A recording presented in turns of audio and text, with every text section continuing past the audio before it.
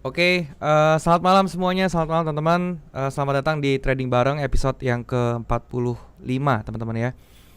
Jadi buat teman-teman yang belum tahu ya, Trading Bareng ini adalah live trade forex ya, dan juga Q&A seputar tentang forex.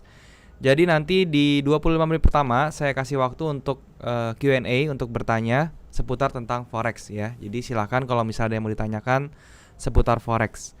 Dan juga buat teman-teman di sini yang tertarik untuk trading forex dan belum punya broker, kalian bisa cek OctaFX.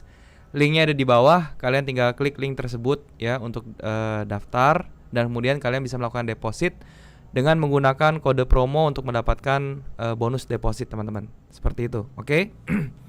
Nah, silakan kalau misalnya ada pertanyaan seputar tentang trading forex, silakan ya.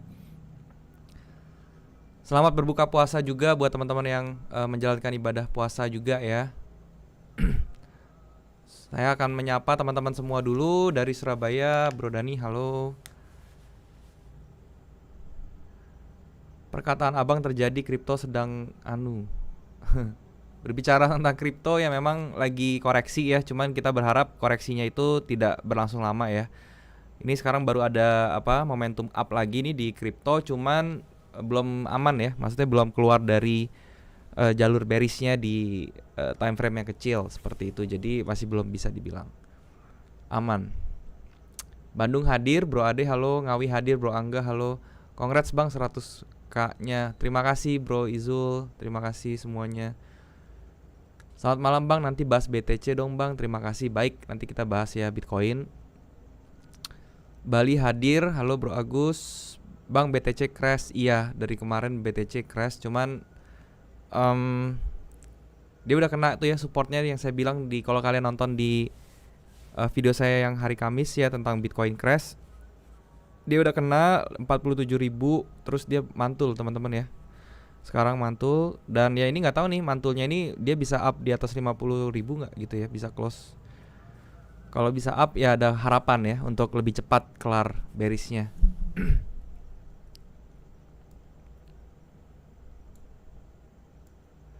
Bang, nanti cek per UJ. Oke, baik. Malam bang, malam Bro Dimas.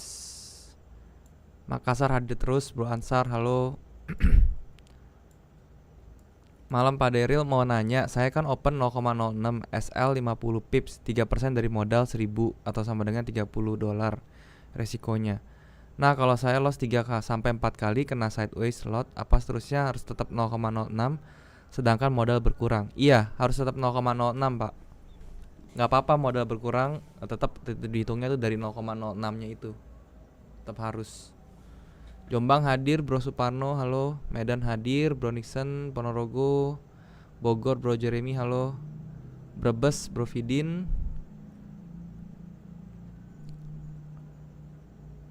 Jombang hadir, Bro Samar halo semuanya. Pontianak, Gold lagi terbang, iya. XAU lagi terbang, betul. Untuk open posisi lebih dari satu gimana caranya bang? Mungkin double atau bahkan triple dalam satu pair yang sama. Boleh aja sih, cuman lotnya dikalkulasi ya. Jadi misalnya lot kita biasa satu lot, yaitu kalau mau bagi 3 atau 4 ya lotnya dibagi aja sebenarnya, masuknya satu-satu. Seperti itu. Jangan bosan-bosan live trade, tenang aja nggak bakal bosan. Brebes hadir, halo Bro Fidin. Target XAU berapa nanti kita cek ya. Garut hadir, halo. OctaFX bisa pakai MT5 kah? Kayaknya sih bisa ya, cuman saya belum pernah coba. Salam dari Malang bang, halo Bro An.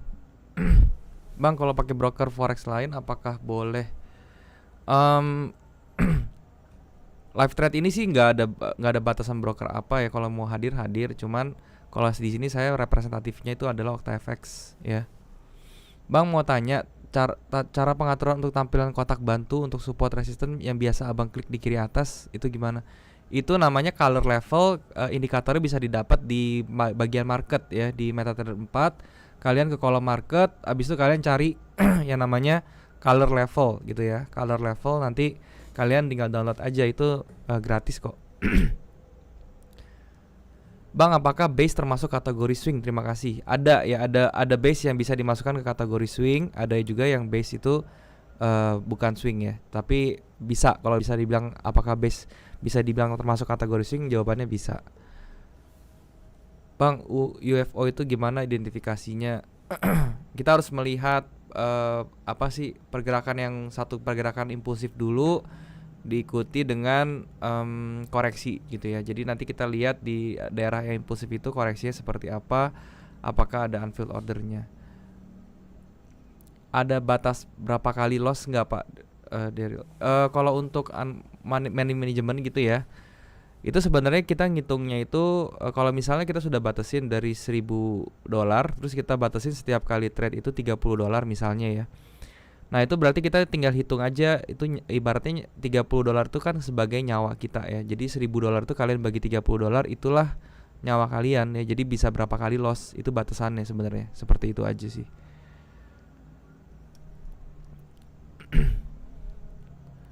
Malangbong hadir Bang, Bro Teddy. Halo Bang, bagaimana cara mengoptimalkan take profit dari TP1 dan TP kedua? Setelah nyampe TP1 itu ibarat bagusnya SL-nya digeser menjadi BEP gitu ya.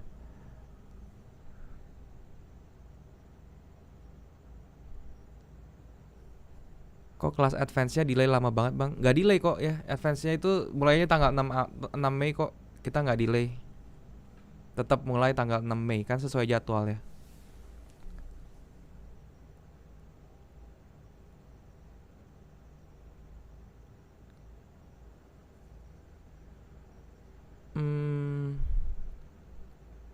Bang, price action seperti apa yang mengindikasikan reversal trend?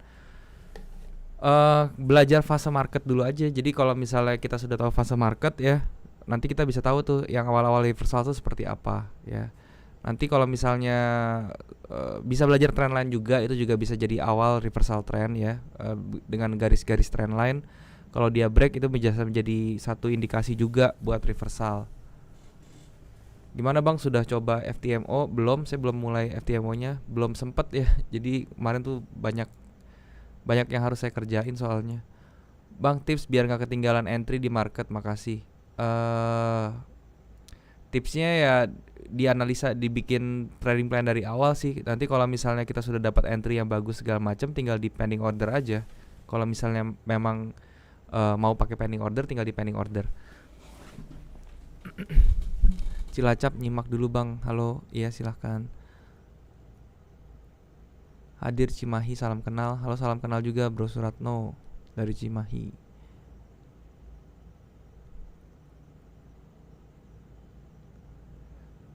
Bang, kegunaan indikator autopilot itu apa ya? Waduh, saya belum pernah coba tuh indikator autopilot, jadi saya belum bisa berkomentar. Bang, apakah chart pattern bisa gagal? Bisa ya, chart pattern itu nggak selalu berhasil semuanya sih ya. Semua pattern itu nggak 100% berhasil, jadi bisa gagal. Bang, ajarin cara set alarm yang pas agar tidak ketinggalan market. Terima kasih. Bisa download aplikasinya sih, tinggal nama aplikasinya di apa di smartphone itu bisa sih. Kalau nggak salah sih Forex Alert ya, itu juga bisa dipakai. Terus kemudian kalau misalnya kalian trading di laptop ya, lagi ngerjain yang lain, kalian bisa pasang alert aja di apa sih di MetaTrader 4-nya itu kan ada ya. Settingan MA berapa Bang? Saya pakai exponential moving average 21, 34 dan 90. Kalau cuma dua seperti ini saya pakainya 21 dan 90. Cara meminimalisir terjadinya stop loss gimana ya Kak? Stop loss itu nggak usah diminimalisir ya, maksudnya yang penting bener aja sih risk rewardnya. Kalau misalnya kena stop loss bukannya berarti itu jelek ya, maksudnya itu kan memang bagian dari trading ya sebenarnya.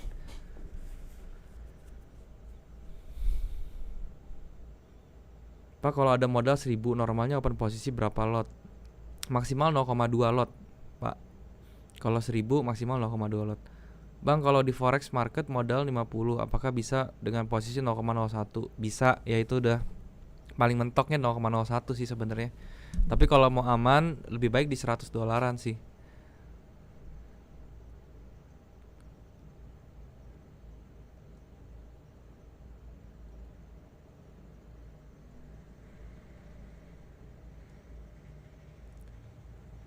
Bang, cara backtest di TradingView gimana ya? Yang bisa di rollback gitu candlenya?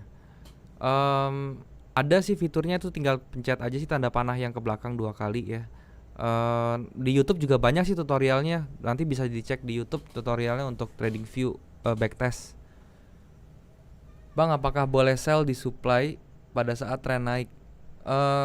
Boleh, cuman target profitnya harus disesuaikan ya. Jadi pada saat bullish trend, jangan sampai kita sell-nya itu panjangan ya. Lebih baik kita sesuaikan sama trennya. Kalau misalnya trennya lagi bullish, ya sell-nya target profit di bawahnya disesuaikan sama retracement-nya dia atau secondary reaction-nya dia menggunakan Fibo internal, itu bisa. Malam Kang, kalau Kang analisa market itu pakai pola candle nggak? Sebetulnya berapa persen penting pola candle? Terima kasih sebelumnya. Saya pakai pola candle, namanya candle pattern ya. Dan apakah penting candle pattern? Buat saya penting karena itu sebagai konfirmator kita terakhir kalau misalnya kita mau entry ya. Jadi kalau misalnya kita sudah bikin roadmap ya segala macam, terus misalnya kita sudah tahu titik entry kita, nah itu konfirmator terakhirnya pakai candle pattern kalau saya ya. Gitu.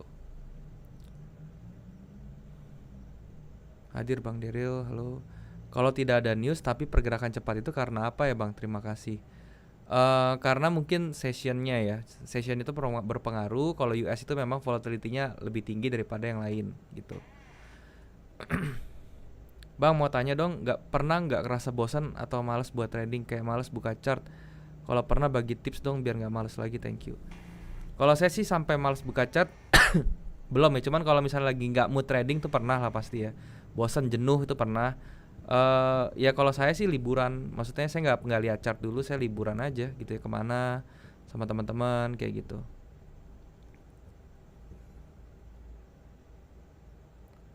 Bang, gold dong lagi OP sell di situ. Nanti kita coba cek ya. Bang, pakai exponential apa simple? Saya pakai exponential moving average.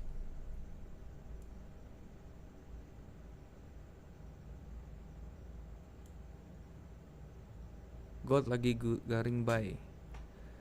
Bang, kalau lihat divergence itu di time frame entry atau time frame forecast atau roadmap mungkin ya maksudnya. Kalau divergence itu saya lihatnya di time frame entry. Berarti 1000 dibagi 33 kali gitu Pak. Iya betul, dibagi 1000 dibagi 30 berarti 33 kali trade tuh. Kesempatan Anda untuk loss tuh 33 kali doang sebenarnya. Kayak gitu sih. Analisa Euro USD dong Bang. Pasti ya, nanti kita akan analisa sesudah Q&A ini. Yang benar memang harus 533 ya Bang, stokastik. Stokastik yang benar. Untuk stokastik sebenarnya bebas ya, terserah kalian stylenya seperti apa. Tapi kalau saya biasanya memang pakai 533. Kenapa? Karena 533 stokastik 533 itu kan lebih sensitif dan lebih lebih detail ya untuk mencakup tren-tren yang kecilnya pun diambil. Jadi saya butuh itunya sebenarnya. Bagaimana cara meminimalisir terjadinya false breakout? Ya, itu bisa diminimalisir dengan cara melihat candlenya ya. Jadi kalian pada saat breakout, kalian melihat candlenya itu breakoutnya pakai candle kayak gimana. Kalau misalnya dia pakai candle yang Marubozu, yang impulsif sekali, yang bodinya besar, itu kemungkinan untuk false breaknya jadi lebih kecil dibandingkan candlenya di break support atau resistance itu di break dengan candle yang biasa-biasa aja kayak gitu.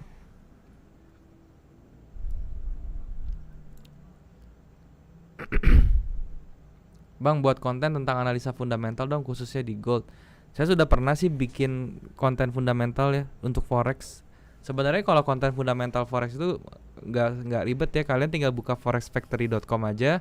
Terus kalian lihat pair yang bersangkutan. Kayak misalnya kalian trading gold ya, berarti kalian lihatnya pair-pair yang berpengaruh terhadap US dollar. Itu aja sih. Bang, apakah entry teknik Bang Daryl di live sama real life? Di live sama real life beda? Sama kok, saya nggak beda ya, saya sama. Kurang lebih seperti itu. Cuman bedanya kalau misalnya di real life saya nggak terlalu jabarin ya. Kenapa? Karena saya kan mainnya template ya. Template itu maksudnya saya punya sistem trading sendiri. Jadi saya tinggal cocokin aja marketnya seperti apa gitu. Cara untuk meminimalisir false breakout tadi udah dijawab.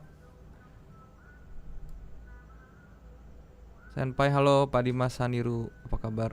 Bang, saya mengamati kalau minggu-minggu akhir pas akhir bulan kok volatility-nya berkurang ya, kayak di Kanada, yen dan Aussie.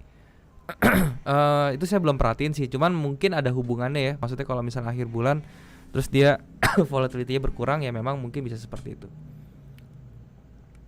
Bang, magnet area itu bagaimana ya Bang? Mungkin kalau magnet area itu adalah area dynamic support atau dynamic resistance ya. Bisa sesimpel itu ya, dengan menggunakan 2 atau 3 exponential moving average.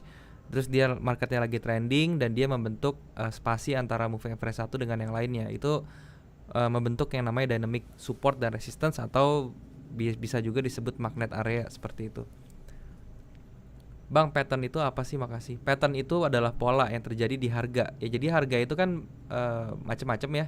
Bentuknya seperti ada yang apa ya? Ada bentuknya tuh, ada yang khusus gitu loh. Kayak misalnya contohnya ada double bottom seperti ini gitu ya, double bottom, terus kemudian ada juga double top, ada head and shoulder. Dia pokoknya tuh pola itu, maksudnya pattern itu adalah susunan candlestick ini yang membentuk suatu susunan tertentu ya, bentuk pola-pola yang tertentu yang mana dia punya fungsinya masing-masing kayak gitu.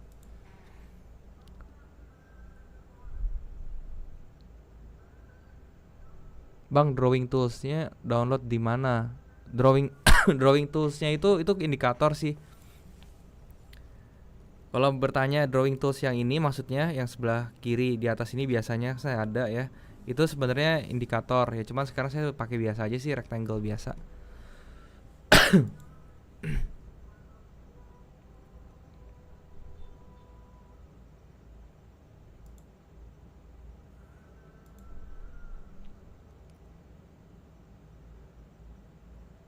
Berarti kalau pakai konfirmator candle harus tunggu selesai dulu candlenya baru entry. Betul ya, saya selalu nunggu dulu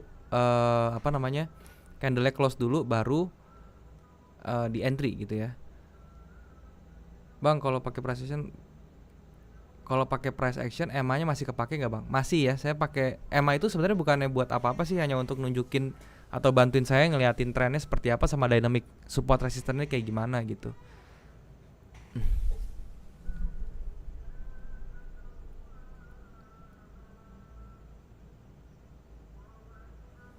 Berapa persen win rate Bang? Sekitar 60-an ya, 60-an. Pernah averaging Bang? Lebih profit nggak? Saya pernah melakukan averaging, cuma saya jarang ya. Kalau misalnya ditanya lebih profit atau enggak, saya sih lebih suka di cut loss sih daripada di averaging gitu. Namanya 1 pips itu gimana sih Bang? 1 pips itu 1 gerakan, 1 tick ya. Jadi kalau di market itu kalian kan bisa ya, cara ngukur pips itu kalian tinggal klik yang ini, crosshair ini ya. Atau kalau misalnya kalian punya mouse yang ada mouse 3-nya yang punya wheelnya, itu bisa ditekan, nanti dia muncul kayak begini gitu ya. Terus kalian tinggal ukur aja, bisa dari sini mau diukur nih satu candle berapa. Nanti kan ada tulisan 853. Itu artinya adalah 85 pips. Jadi 853 itu kalian bagi 10, itu dapat 85 pips ya. Nah, kalau 1 pips berarti ya ini aja 10 nih ya. 10 ini 105 ini kalian turunin sampai 10 seperti ini ya. Nah, sampai angka 20 ini berarti kalau 26 dibagi 10 kan 2 ya. Berarti ini 2 pips seperti itu ukurannya. Gitu ya. Itu cara ngukur pips di MetaTrader seperti itu.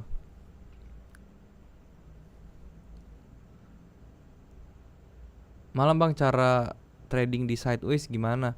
Untuk trading di sideways kalian bisa menggunakan cara classic support atau classic resistance saja ya. Digabungin dengan stokastik itu juga bisa ya, atau digabungin dengan candle pattern itu juga bisa.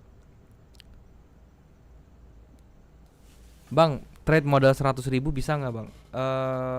Kalau saran saya sih nggak, kurang ya 100.000 ya, karena itu kalau kita 0,01 aja 100 pips itu sudah habis tuh ketahanannya gitu. Jadi kayaknya 100.000 tuh agak kurang.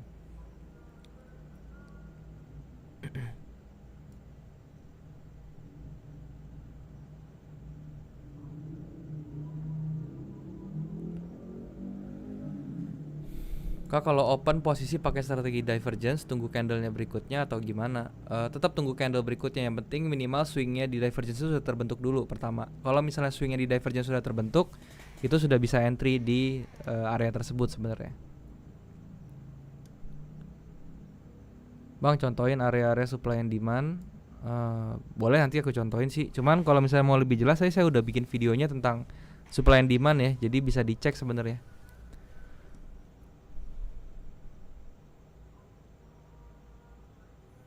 Bang, untuk entry dengan divergence di gold yang paling efektif di time frame berapa biasanya? Kalau saya sih biasanya di time frame entry ya, atau di time frame M30. Biasanya di situ.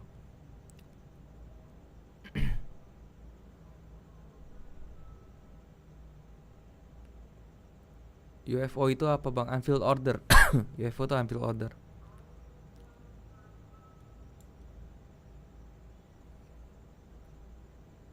$500.000 cukup nggak untuk di gold?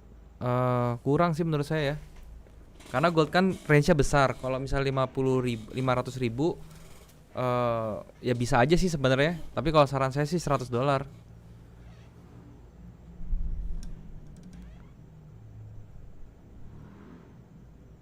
Malam bang itu pakai EMA berapa ya? Saya pakai exponential moving average 21 dan 90.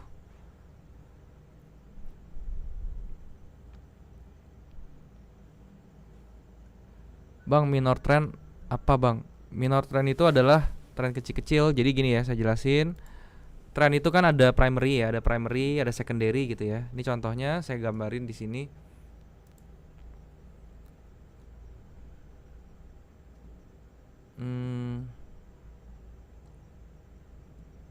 Nah misalnya seperti ini ya, kayak misalnya yang terakhir deh ya. Ini misalnya ada primary trendnya kayak gini, secondary trendnya begini ya. Nah ini kan tren besarnya ya. Nah minor trend itu yang mana sih? Minor trend itu yang kecil-kecil ini nih. Yang kecil-kecil seperti ini namanya minor trend ya. Yang dia naik, turun gitu ya. Terus dia naik lagi, dia turun lagi. Ini namanya minor trend gitu. Itu yang dinamakan minor trend. Jadi minor trend itu bisa ada di primary, ada di secondary juga ya, atau di apa? Atau di retracement itu juga ada. Oke, itu ya.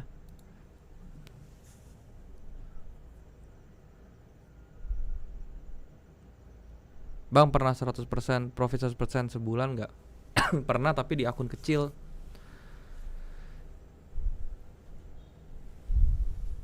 Fibonacci yang bagus karena Fibonacci banyak pilihan bang.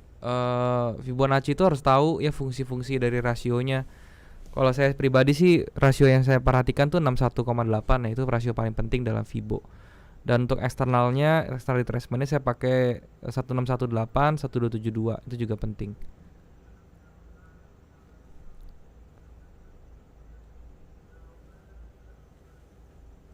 Cara menggunakan indikator MACD itu saya sudah sebutin, udah bikin videonya tentang MACD juga, jadi bisa ditonton videonya.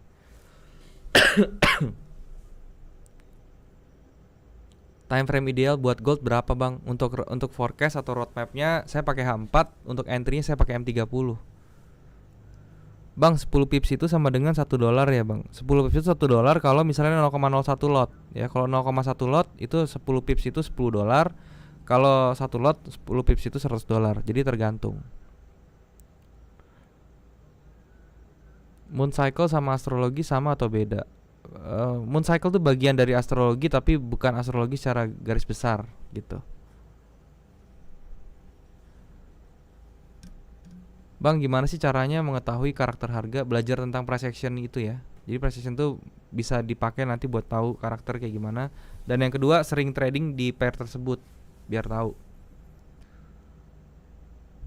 Bang, semenjak Bidan memimpin ada perubahan karakter di satu pair nggak? Menurut Bang Daryl gimana? Kalau menurut saya sih biasa aja ya, masih belum terlalu parah sih. Cuman akhir-akhir ini karena kebijakan-kebijakan yang dibikin Biden itu jadi marketnya agak volatile gitu. Tapi itu hal yang bagus sebenarnya. Bang, pernah pakai indikator trend lord nggak? Nggak pernah. Sehat-sehat bang, terima kasih bro Leo. Bang, seberapa penting trading jurnal? Kasih alasan bang. Penting banget kalau mau konsisten, karena trading jurnal itu bisa bikin kita berkembang terus ya. Kalau misalnya kita tulis, kita catat semuanya gitu ya, kita punya trade, itu kan otomatis kita bisa review ulang ya. Nah pada saat review ulang itu baru kita bisa tahu kesalahan-kesalahan kita gitu loh. Ideal manajemen lot kalau modal 100 berapa lot bang? Maksimal 0,02 lot. Kenapa kita nggak boleh sering trade kalau win rate gede? Boleh aja sih ya. Cuman orang-orang mungkin ya kalau mau mempertahankan win rate dia nggak pengen sering-sering ya mungkin ya. Bang Daryl pakai astrologi saat kapan? Saya pakai astrologi itu di saham paling banyak ya. Kalau di forex itu paling saya pakainya tuh cuman moon cycle doang, moon trading.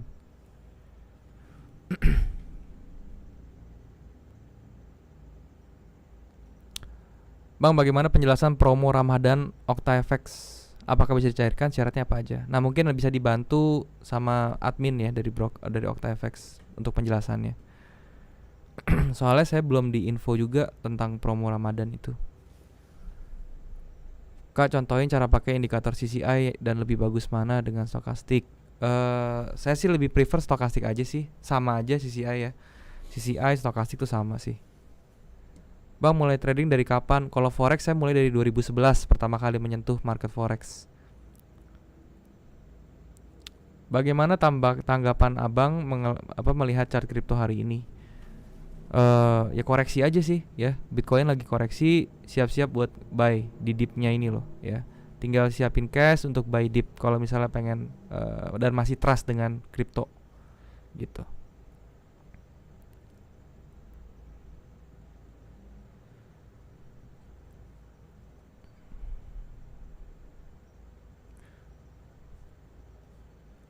Bang, ajarin trading mikro jangka panjang kena SL terus.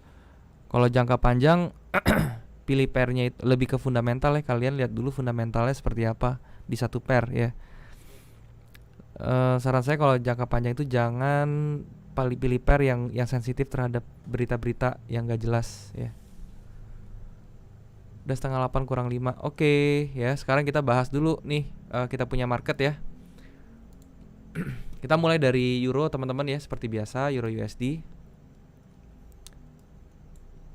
Nah, euro USD ini trennya lagi up teman-teman ya. Kita bisa lihat seperti ini lagi up, kita tinggal garis ya, dia ternyata sudah break juga di sini.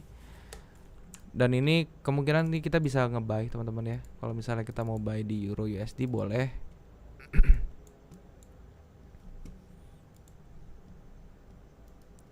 Kalau buy di sini stop lossnya di bawah sini ya. Jadi di sekitar 30 pips ya stop lossnya teman-teman. Kalau mau beli atau mau buy euro USD di 30 pips. Saran saya sih buy-nya di angka sini ya. Saya mau buy limit di angka sini sih sebenarnya. Bisa saya taruh buy limit ya. Kenapa buy limit di sini, Bang? Karena ini area retracement-nya dia ya. Kalau misalnya kita tarik Fibo ya dari sini ke sini, ini jadi area retracement-nya dia atau reversal zone-nya dia ya. Dan kalau dia retrace ini nanti akan tercluster dengan dynamic support-nya yang terbentuk dari moving average gitu. Jadi saya bisa buy limit di sini. Gitu ya. Itu euro USD. Seperti itu. Kita lihat dulu cek. Oke, ya seperti itu ya. Untuk euro USD, untuk targetnya berapa targetnya? Targetnya kita bisa 1:1 ya dari sini ke sini. Kita bisa cara seperti ini ya teman-teman ya. 1:1-nya begini ya. Jadi kita tandain di sini. Nah, ini jadi target kita gitu ya. Jadi kalau misalnya kita beli di bawah, karena target kita nih sekitar 80 pips ya, kurang lebih. Jadi ini cukup lumayan targetnya untuk euro USD seperti itu.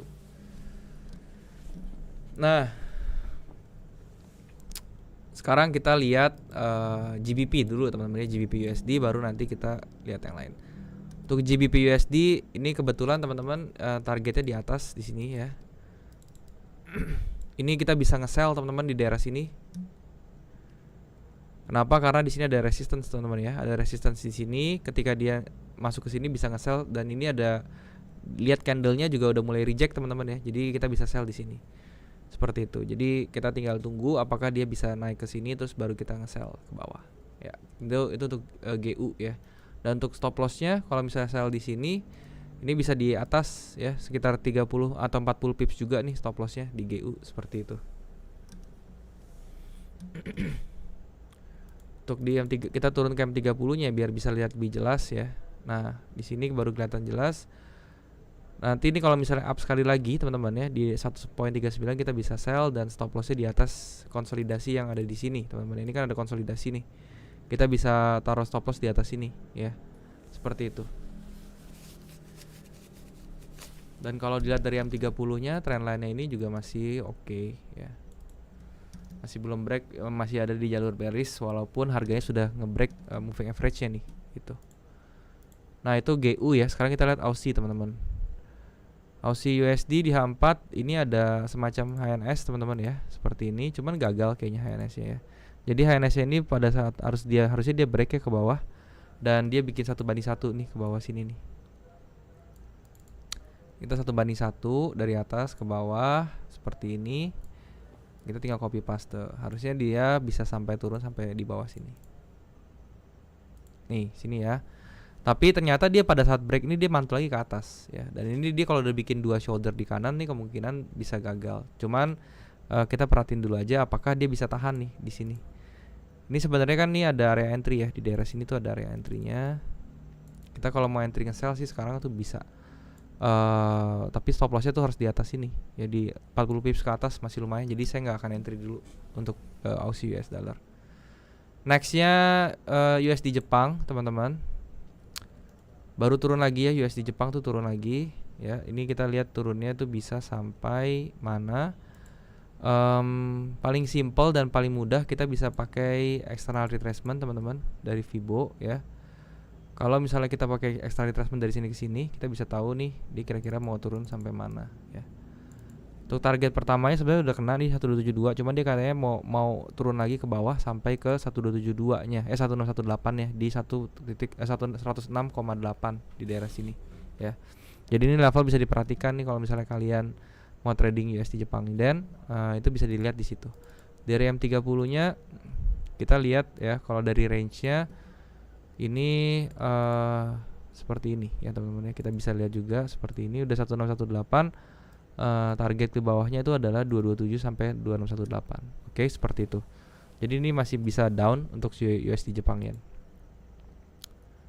Nextnya kita bahas gold teman-teman.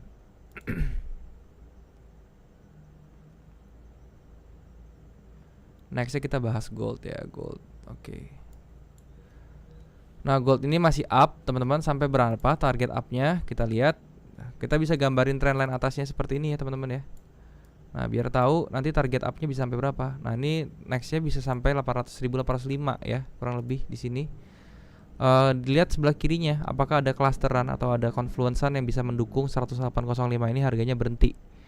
Ya ternyata di sini memang ada supply area ya teman-teman ya. Ini ada supply area di sebelah sini. Ya, ini kalau kita tarik ke kanan dia akan tercluster nih di sini. Ya jadi ini jadi target areanya si gold. Ya, jadi kalau misalnya gold ke atas dia menyentuh area ini, kita bisa turun ke TM30-nya nih. Kita lihat apakah di situ ada momentum untuk kita nge-sell gitu ya. Momentumnya bisa dalam bentuk apapun ya. Jadi kalau misalnya ke sini nanti kita cek ya dia punya divergence-nya tuh apa, ada nggak ya. Contohnya dari sini ke sini nanti kita bisa lihat apakah ada divergence atau enggak gitu. Atau dia mungkin nanti muncul double top, mungkin dia daerah situ atau head and shoulder di atas sini ya, kita nggak ada yang tahu. Itu juga bisa digunakan untuk momentum seperti itu. Jadi untuk gold ini dia masih bisa kejar target ke area sini 1800-an ya, 1800 sampai 1805 itu targetnya si XAU. Kalau mau entry sekarang bisa nggak pakai time frame yang kecil sekali ya, time frame scalping. Saya coba lihat dulu teman-teman. Nah untuk pakai time frame yang kecil seperti ini saya sarankan ya, kalau misalnya kita tarik Fibo dari sini ke sini ya, ini bisa dilihat nih area untuk buy-nya tuh di daerah sini. Daerah 1789 sampai 1790-an itu target area buy-nya. Lebih tercluster lagi dengan resisten di sini. Jadi mungkin kalau dia koreksi sampai ke sini ya, sampai ke 1789 itu kita bisa rebuy teman-teman ya, bisa ambil posisi buy lagi gitu. Oke, itu untuk XAU ya teman-teman. Seperti itu. Sekarang saya ke Nasdaq ya. Nah Nasdaq ini juga kemarin ya gara-gara kebijakannya Biden juga ya, kemarin semuanya turun loh teman-teman ya. Dow Jones turun gede ya, terus Nasdaqnya juga ikut ke koreksi dalam. Nah ini untuk Nasdaq ini dia sebenarnya sudah break ya neckline-nya di sini dan dia bermain dia dari sini. Ini kalau misalnya kalian mau entry mau trading, kalian bisa sell Nasdaq sebenarnya sekarang. Targetnya di mana? Paling dekat itu di daerah sini ya. Ini daerah paling dekatnya Nasdaq. Jadi kalau misalnya dia turun ya tungguin aja sampai sini baru kita bisa nge-buy lagi di sini gitu. Kalau secara trennya teman-teman ya, ini masih up trennya ya, masih up sekali. Kalau dilihat dari apa namanya, Fibo expansionnya ini juga sempat kayaknya kena 2618-nya dia, Fibo expansion. Sorry, 1272-nya ya. Dia masuk 1272-nya, ini juga dia mantul ke bawah ya. Kita tunggu lagi sampai satu tarikan koreksi lagi ke bawah di 13.560-an. Itu menjadi area yang bagus untuk Nasdaq entry buy. Tapi kalau misalnya kalian mau entry sekarang ya, saya rasa sell yang lebih bagus, lebih bijak pilihannya ya. Sekarang kita ke M30 dulu, kita lihat. Nah, di M30 ini kita lihat ya, di sini ada pola seperti ini ya, reverse yang seperti reverse cup and handle kayak gini. Kita lihat di sini ada support minornya, resistance minor yang mana dia di retest ya, lagi mau di retest lagi kedua kalinya, baru kita lihat bisa jebolin ke atas atau dia malah ke bawah. Itu untuk Nasdaq kayak gitu. Nah, sekarang untuk Bitcoin, teman-teman, gimana Bitcoin ya nasibnya? Nah, seperti yang tadi saya bilang teman-teman ya, Bitcoin itu lagi kalau misalnya kalian nonton video saya kemarin ya, penentuan pertama itu di 55.000, yang mana dia kemarin di break ya. Akhirnya di break, dia turun. Pas nih teman-teman ya, dia di 55.000 kan ya di sini. Dia jebol ke bawah, terus dia retrace ke atas nih. Pada saat retrace ke atas di sini ya, itu tetap ketahan di 55.000, baru terus dia terjun lagi ke bawah sampai ke area yang saya bilang 47 ribuan nih di bawah nih. Nah, sekarang dia lagi konsolidasi teman-teman. Ada support lagi di sini, resistance lagi maksud saya ya. Nah, ini yang menjadi resistance kedua dia nanti di level 51.200 tuh. Itu seperti itu untuk Bitcoin.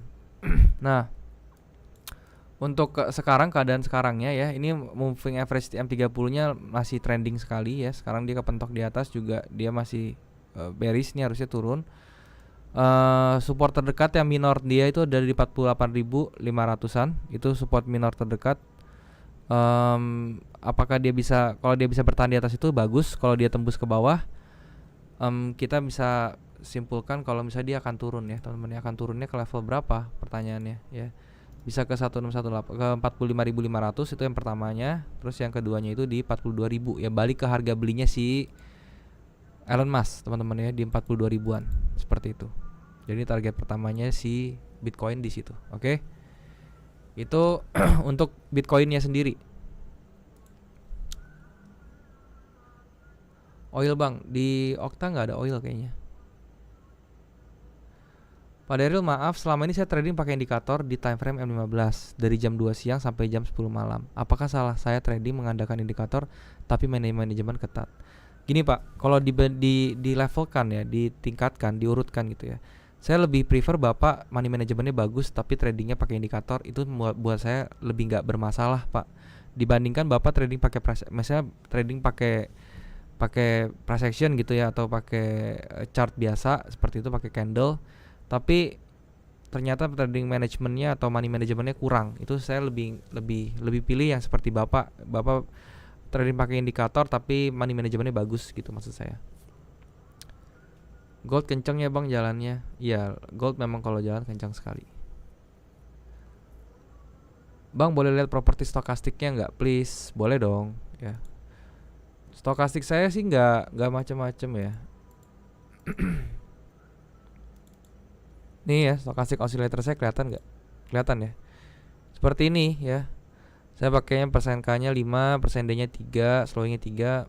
Emang metodenya simple aja kalau stokastik, nggak perlu. Mau ganti eksponensial juga nggak apa-apa, mau simple juga boleh. Seperti ini aja sih ya saya punya settingan stokastik.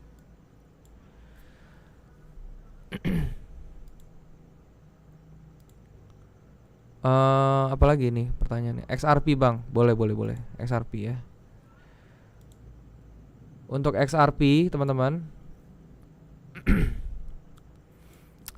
sama kurang lebih ya. Kalau melihat dari H4-nya ya, dia sempat naik ya, dia mantul ke bawah nih. Ini kenapa mantul di sini harus sudah jelas ya teman-teman ya.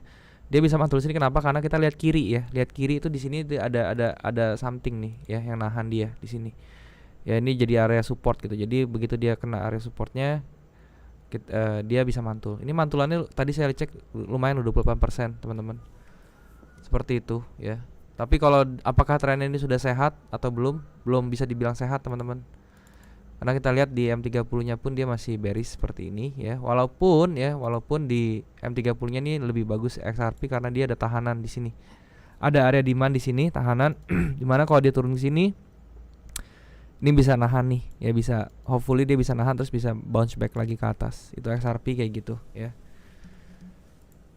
Sekarang Ethereum deh ya, sekalian aja nih teman. Ethereum ini yang menurut saya paling lebih sehat daripada Bitcoin sebenarnya ya. Karena apa? Karena secara trennya pun dia masih up ya. Trennya secara minornya dia masih up seperti ini.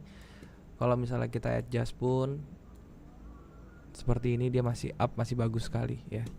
Ini adjustmentnya ada dua nih, initial adjustment sama yang continuation adjustmentnya begitu. Ya ini ya Ethereum dia masih sehat ya, terus dia punya jaga atau dia punya boundariesnya itu barrier terakhir dia di 2088 ya. Ini jangan sampai di break. Kalau dia di break dia bakal lari sampai ke daerah 1863 lagi, dan itu bisa jadi pemicu awal bearishnya si Ethereum. Walaupun bearish trendnya Ethereum itu akan dimulai kalau misalnya dia sampai jebol di bawah 1700 sebenarnya. Ya tapi itu bisa jadi gejala awal aja sih, nggak enak ya. Lebih bagus kalau dia bisa bertahan di atas terus lah gitu. Kayak gitu ya, itu untuk Ethereum.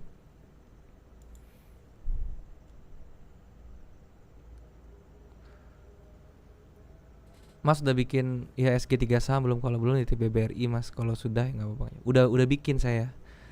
Tadi saya ngebahasnya bukan BRI sih, BCA ya. Besok bisa dilihat. Pak, main binomo sama trading forex bagus mana? Tergantung ya, tergantung kalian itu terbiasanya di mana sih kalau saya. Kalau dari sistem tradingnya, saya lebih suka di forex daripada di binary options gitu. Bang Daryl, strategi forex bisa dipakai buat binary options nggak? Bisa dong ya, bisa.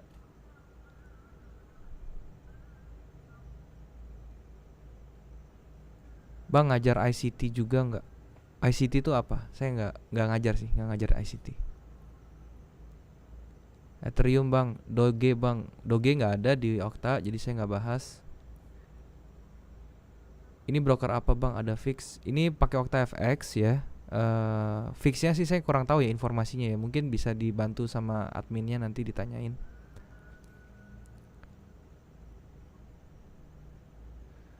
Bang, tadi gimana cara buy limit Euro USD klik otomatisnya? Gampang ya caranya klik otomatis itu, kalian tinggal klik kanan aja sih, klik kanan, terus kalian nih ada sell limit, ada buy limit, tinggal pencet aja di situ.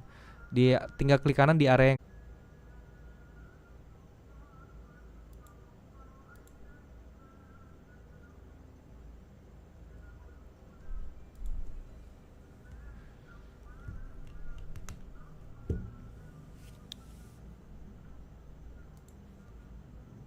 Oke, teman-teman, sorry tadi putus ya kayaknya ya, teman-teman ya. Sorry, jadi ini kita lanjutin ya.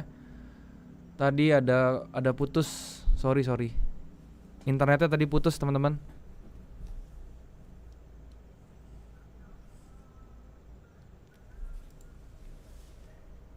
Sekarang sudah balik lagi ya.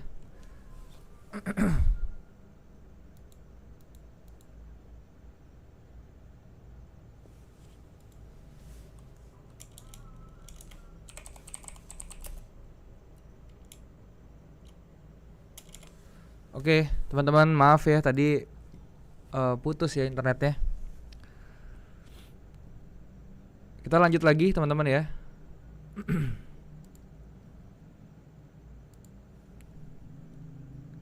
Sekarang saya coba cek pair lain ya, teman-teman, seperti Jepang ya. Saya mau ke pair Jepang, Euro Jepang Yen.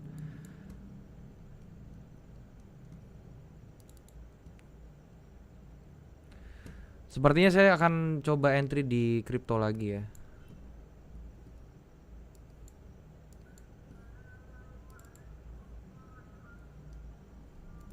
Belum sih. XAU sedikit lagi. Tadi Euro USD-nya sudah kena atau belum ya?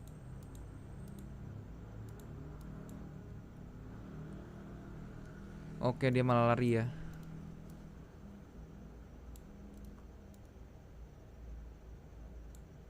$20 pips ke atas.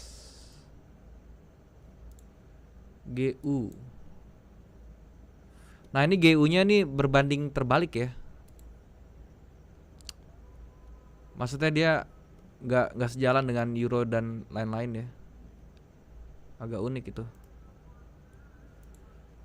Euro GBP.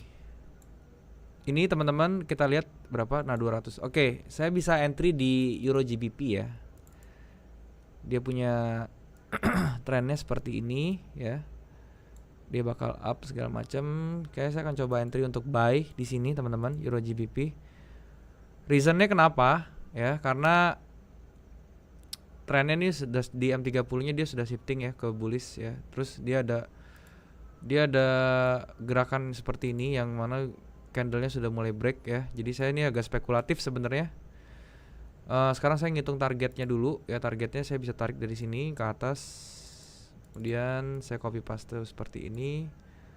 Target saya begini pertamanya ya. Dia seperti ini. Ini 1:1 nih teman-teman trade-nya ya. Trade-nya 1:1 nggak apa-apa. Jadi nanti begitu dia begitu dia up ke atas ya 1:1 saya SL saya naikin jadi BP gitu ya.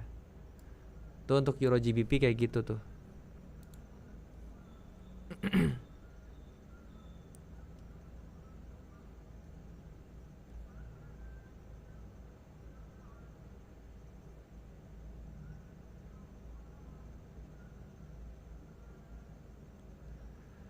Bang udah entry apa aja? Saya baru entry Euro GBP tadi ya.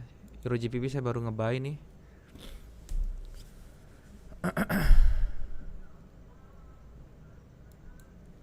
Untuk gold ya, tadi saya udah sempat singgung sedikit gold ya. Nah ini ya, ini di goldnya nih masih bisa up sebenarnya. Cuman kenapa saya nggak mau entry di gold ya? Risk rewardnya terlalu tinggi buat saya. Jadi risknya tuh gede banget ya. Kalau saya entry ngejar sekarang nih, SL saya tuh jauh ya. SL saya bisa 60-70 pips nih ke bawah. Di sini 90 pips ke bawah ya. TP saya sekitar 100 pips 1:1 juga. Cuman kegedean buat saya sih. Sekarang kita lihat Jepang aja deh. GBP Jepang Yen ini seperti ini ya. Dia break sekarang ada di supportnya. Sudah jalan 30 pips 140 pips lagi. Agak kurang ya kalau GBP Jepang Yen ya. Kita lihat yang lain dulu.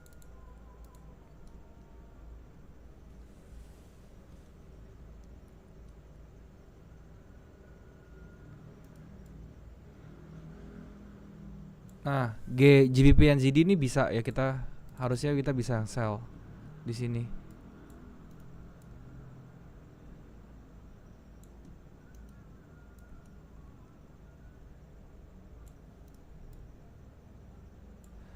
Oke, GBP NZD kita bisa sell teman-teman. Seperti ini ya. SL-nya sekitar 50 nih. Start 60 pips ya di sini. Kita sell. SL saya di atas ya di 50 pips dan target TP saya tuh di bawah di sebelah sini. 100 pips kurang lebih. Kenapa? Ya karena kalau dari H4 nya kita peratokan dari H4 ya. Ini H4 nya dia continuationnya bikin lower low terus teman-teman. Dan di sini terakhir ya di bagian sini walaupun dia nyoba ke atas, akhirnya dia dibalikin lagi ke bawah sampai lebih dari 61,8 nya Fibo ya. Ini kalau saya tarik nih Fibo 618-nya lewat nih teman-teman. Ya, lewat ya. Dia berarti di 70-an ya. Dan paling pentingnya lagi di bagian sini kalau teman-teman perhatiin ya. Nih yang saya kotakin. Kalau kita gedein ya. Ini rejectionnya banyak teman-teman ya. Dia banyak rejection ya. Jadi saya rasa ini masih bisa ada daya dorong untuk ke bawah ya. Nah, ini kenapa daya dorongnya sampai sini doang, Bang? Ya karena ini supportnya di sini, teman-teman. Sesimpel itu ya. Supportnya di bawah, jadi saya ngikutinnya di situ. Oke.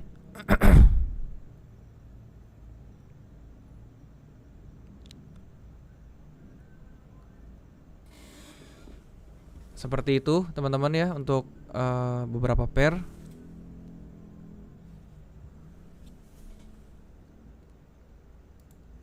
Sekarang kita bahas lagi apa ini?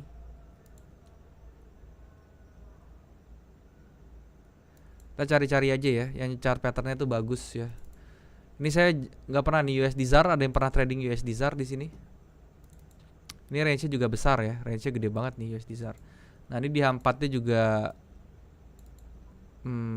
apa ya, bagus teman-teman ya. Dia ada pola seperti ini, ada pattern.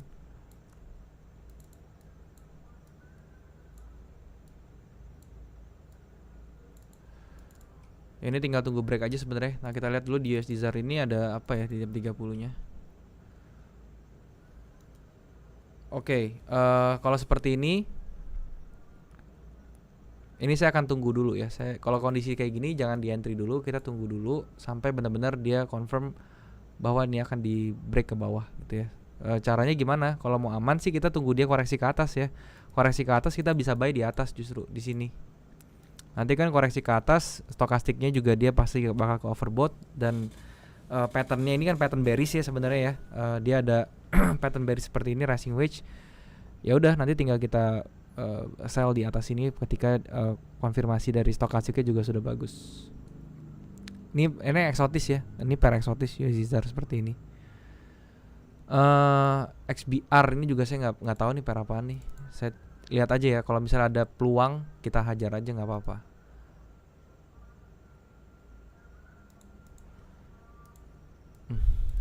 Ini ada divergence ya, sudah jadi divergence-nya. Break ke bawah, kita ukur range-nya divergence ini apakah sudah finish.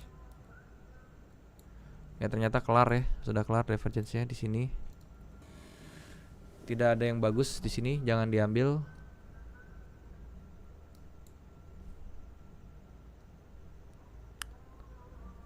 Kan ada Jepang bisa nge-buy sebentar lagi di bawah, di sini di area demand-nya bisa di-buy teman-teman. Di area sini ya.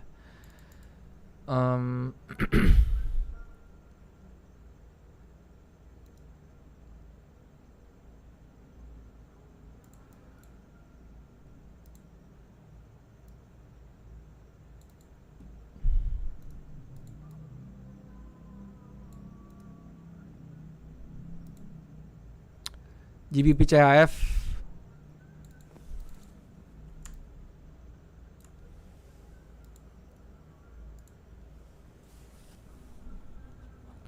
Oke, GBP CHF ini bisa juga nih untuk di sell teman-teman. Untuk jangka panjang nih 300 pips ya, nggak main-main. SL juga 150 pips. Tapi ini trade-nya 1/2 ya. Kalau misalnya kalian mau main panjang terserah, bebas, hitung aja ya. 300 pips, terus ininya 150 pips. Jadi ini kalau saya mau entry di sini, stop lossnya posisi saya kurangin ya. Saya cuman sedikit di sini.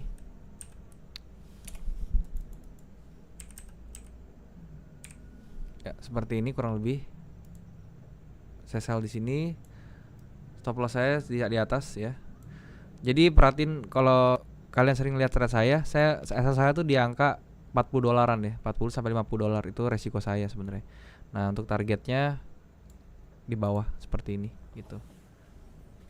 Oke, kayak gitu ya. Itu GBP CHF di H4 saya juga nge-sell, langsung ikut nge-sell ya.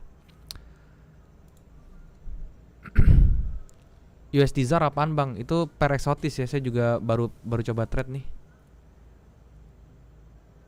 Bagus bang, cuman sesi sedikit ZAR-nya. Iya sih. Itu ZAR itu bagus sih. Range-nya tadi saya lihat gede sih sebenarnya.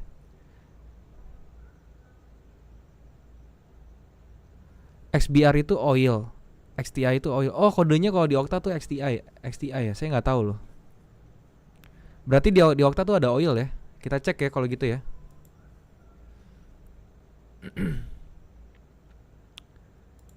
Thank you infonya bro, yang tadi ngasih tahu saya ya, Bro Marubozu. Thank you banget infonya. Sekarang kita cek XBR ya.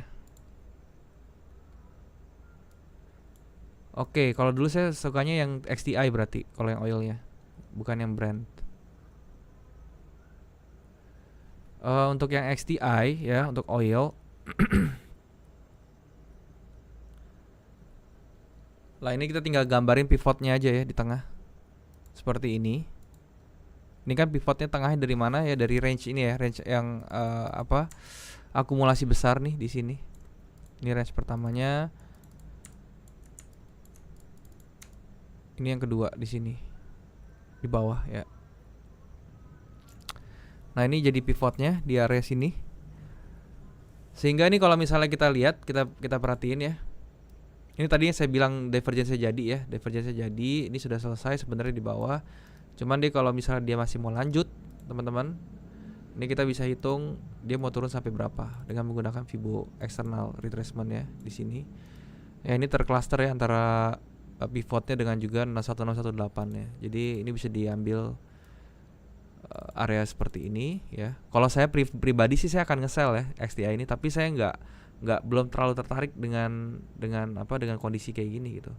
Kita lihat di M30-nya ya, dia muncul divergence lagi apa enggak.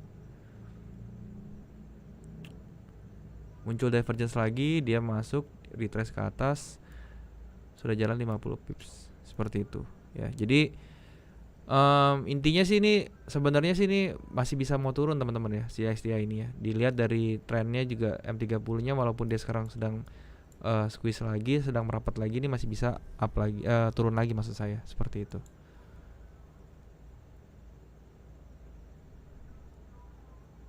USD CHF lagi ngebentuk falling wedge kah? USD CHF ya, lagi membentuk falling wedge. Kita coba lihat ya USD CHF di time frame berapa.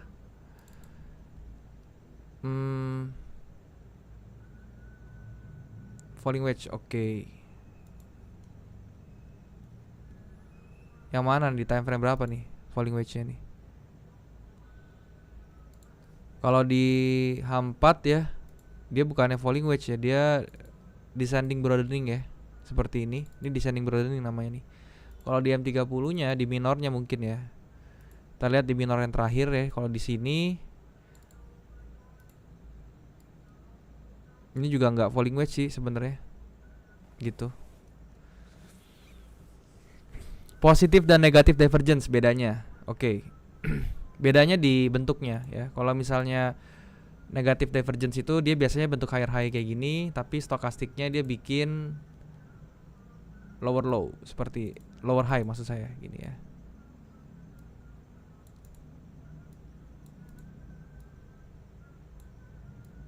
Ya kayak gini ya kurang lebih ya. Dia higher high, ini lower high gitu ya stokastiknya. Itu namanya negatif divergence ya. Jadi negatif divergence ada dua, ada bullish sama bearish divergence ya. Yang bearishnya tuh kayak gini, dia satu bikin higher high di harga, di stokastiknya bikin lower high. Kalau bullishnya di harga bikin lower low, di stokastiknya bikin higher low kayak gitu. Tapi kalau positive divergence kebalik ya, dia terjadinya di market-market yang lagi trending kayak gini misalnya nih.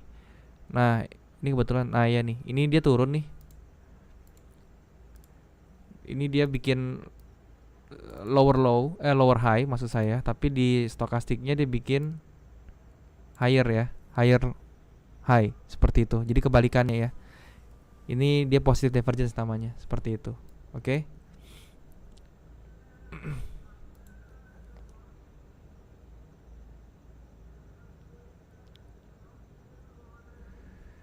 BTC lagi. Kenapa BTC lagi?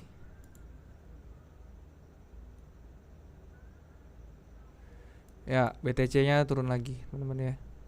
Drop.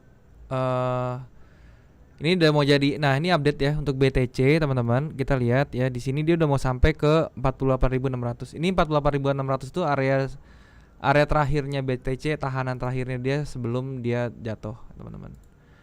Situ ya, 48,5 lah ya. Jadi kalau misalnya dia turun ke 48,5, ini bisa spekulasi sebenarnya untuk nge-buy.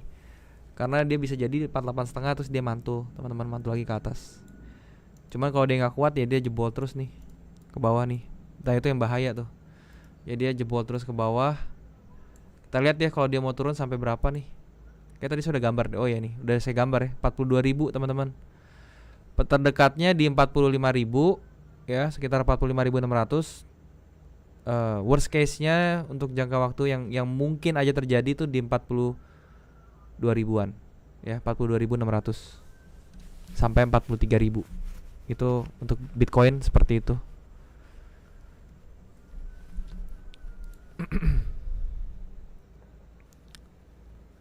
Bahas Fibo zona dalam waktu singkat dong.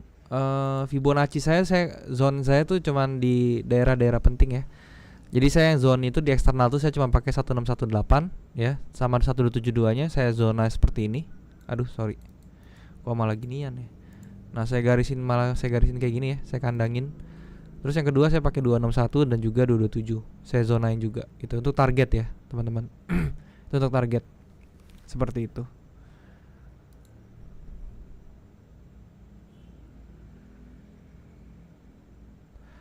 Oke teman-teman, mungkin live-nya sampai sini dulu ya teman-teman ya. Sorry saya nggak bisa jawabin semua pertanyaan karena saya juga tadi lagi ngeliatin chart teman-teman ya. Saya nyari posisi segala macam ya. Thank you teman-teman sekali lagi buat kalian yang tertarik trading, belum punya broker, kalian cek OctaFX, linknya ada di bawah. Kalian bisa daftar dengan link tersebut dan kemudian kalian bisa deposit dengan menggunakan kode promo untuk dapat bonus deposit. Kalau kalian suka live ini, kalian like live ini dan juga kalian subscribe channel saya karena setiap minggu depan ya, setiap hari Jumat jam 7 malam di waktu yang sama saya akan live terus seperti ini. Jadi kalian bisa ajak teman-teman kalian ya, kalian kalau misalnya memang lagi mau belajar trading, kalian bisa hadir terus ya. Jangan lupa untuk subscribe dulu channel saya dan juga follow Instagram saya di @darylyahya, bisa di add di situ gitu ya. Oke, terima kasih teman-teman atas waktunya yang sudah datang. Sekali lagi ini disclaimer teman-teman, saya bukan financial advice. Jadi apapun yang saya lakukan di sini harap dipikirkan matang-matang, terus kalian juga pertimbangkan matang-matang juga ya dengan trading style kalian, money management kalian supaya hasilnya bisa lebih optimal. Terima kasih semuanya, sampai bertemu minggu depan. Selamat malam, selamat istirahat.